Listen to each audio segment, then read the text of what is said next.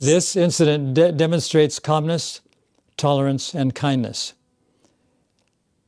This occurred in about 2020 or something like that in Australia. There was a devotee who was distributing books from a table on the sidewalk. And then he heard a very loud noise, and he didn't know what it was. And then he realized that the people that were across the road from him were throwing empty liquor bottles.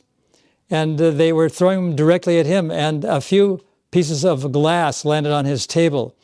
And because of the smell, he knew it was whiskey or beer or wine or something like that. So he picked up a couple of books, went across the road, and talked to these guys that were drinking. They were like kind of Jagai and Madhai in the 21st century.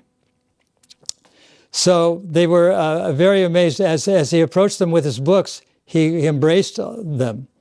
And they were very amazed at how calm, tolerant, and kind he was.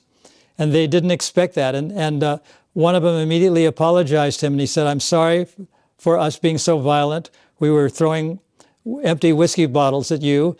And fortunately, before he went across the road, he ducked his head slightly to look at something else, and this bottle just missed his head, and he would have died probably, or would have had a very bad cut in his head. But he embraced these people, and they were so amazed at this guy who they were trying to throw bottles at, was so calm, so tolerant, and so kind. And when they apologized to him, and they not only apologized to him, but they gave him a donation.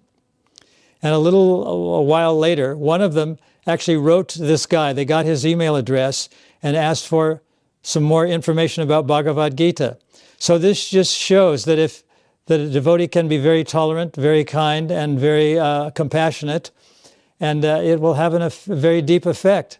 So these rascal drunkards had become very calm and very devotional as a result of a devotee being very kind to them. Thank you. Hare Krishna.